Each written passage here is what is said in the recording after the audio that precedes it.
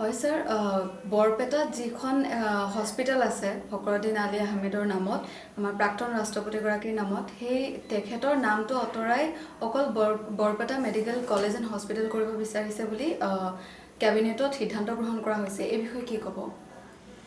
এইটো শুনি মই কালি অত্যন্ত দুখ পাইছোঁ। ফখৰুদ্দিন আলী আহমেদ ভাৰতৰ পঞ্চম ৰাষ্ট্ৰপতি আছিল আৰু তাৰ আগতে তেওঁ অসমৰ দুবাৰকৈ অসমৰ তেওঁ বিত্তমন্ত্ৰী আছিল, তেওঁ এডভোকেট জেনেৰেল আছিল, তেওঁ বিদেশত তেওঁ পঢ়া শুনা কৰিছিল আৰু তেওঁ এজন অধিবক্তা হিচাপে, এজন ৰাজনীতিক হিচাপে ফখৰুদ্দিন আলী আহমেদ এজন অতি প্ৰখ্যাত লোক আছিল আৰু তেওঁ সঁচাকৈ অসমৰ এক গৌৰৱ। কিন্তু দুখৰ বিষয় যে তেওঁৰ নামত যিখন বৰপেটাত যিখন মেডিকেল কলেজ নামাকৰণ কৰা হৈছিল, এতিয়া হঠাৎ কি হ'ল চৰকাৰৰ যে নিৰ্বাচনৰ আগে আগে তেওঁলোকে কেবিনেট সিদ্ধান্ত লৈ এই নামকৰণটো ফখৰুদ্দিন আলী আহমেদৰ নামটো তাৰ পৰা বাদ দি তেওঁলোকে তাক কেৱল বৰপেটা মেডিকেল কলেজ কৰিবলৈ ল'লে। তো এইটোত আমি দেখিছোঁৱেই, এইটো আৰু নতুন কথা নহয়। এইটো হৈছে বিজেপিৰ, ভাৰতীয় জনতা পাৰ্টীৰ তেওঁলোকৰ এইটো এটা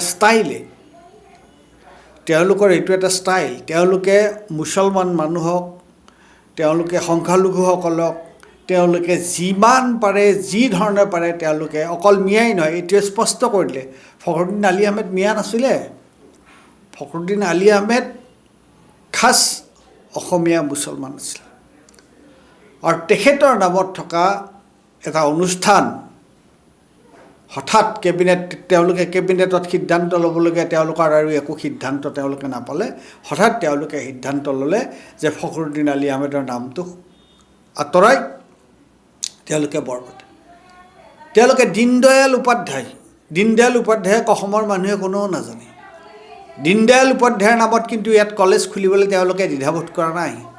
গতিকে মই ক'ম যে এইটো এটা অত্যন্ত চূড়ান্ত, এইটো এটা পক্ষপাতিত্বমূলক আৰু এটা সাম্প্ৰদায়িক সিদ্ধান্ত। আৰু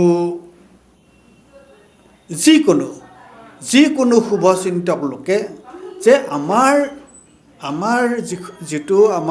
ৰাজ্যখনৰ যিটো ঐতিহ্য, আমাৰ ৰাজ্যখনৰ যিটো আমি অসমখন, ইয়াত হিন্দু মুছলিম তাত সকলো জনজাতি, এই সকলো মানুহৰ বসতি স্থান। তাত আৰু ফখৰুদ্দিন আলী আহমেদ এনেকুৱা এটা নমস্য নাম, অসমীয়াৰ এনেকুৱা এটা নমস্য নাম, তেওঁৰ নামটো গুচাই তেওঁলোকে দি এইটো এটা অত্যন্ত গৰ্হিত কাম কৰিছে। আৰু আমাৰ অসমত থকা বুলিয়েই নহয়, মুছলমান মানুহে তেওঁলোকে কি ভাবিব, এই কথাটোৱে তেওঁলোকক মনত দুখ দিব নে নিদিব? তোমালোক শাসনত আছা কাৰণেই তোমালোকে যি মন যায় তাকে কৰি আছা। অন্য মানুহৰ আৱেগ অনুভূতি এইবিলাকৰ প্ৰতি গুৰুত্ব দিয়া, এইবিলাকৰ প্ৰতি তেওঁলোক সংবেদনশীল হোৱা, সেইটো তেওঁলোকৰ কৰ্তব্য নহয়। তেওঁলোকে কেৱল সকলোতে সংখ্যালঘুসকলক, ধৰ্মীয় সংখ্যালঘুসকলক তেওঁলোকে কেনেকুৱাকৈ হীন কৰিব পাৰে, কেনেকুৱাকৈ তেওঁলোকক একাষাৰীয়া কৰিব পাৰে, এইটোৱে তেওঁলোকৰ কৰ্তব্য। আৰু সেইটো কিন্তু আমাৰ যিটো সমূহীয়া কথা, আমাৰ যিটো সমূহীয়া সত্তা, অসমীয়া যিটো সমূহীয়া সত্তা, এই অসমীয়া সমূহীয়া যিটো সত্তা, এই সত্তাৰ সপক্ষে যোৱা কথা এইটো নহয়।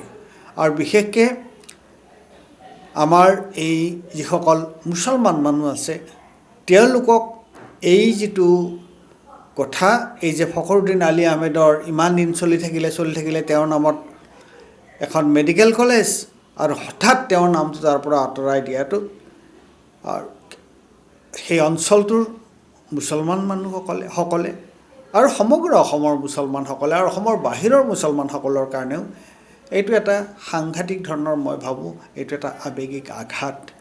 আৰু এইটো জানি বুজি ইচ্ছাকৃতভাৱে এই চৰকাৰে কৰিছে। আৰু মই ভাবোঁ এইটো সকলোৱে একমুখে এইটো গৰিহণা দিয়া উচিত।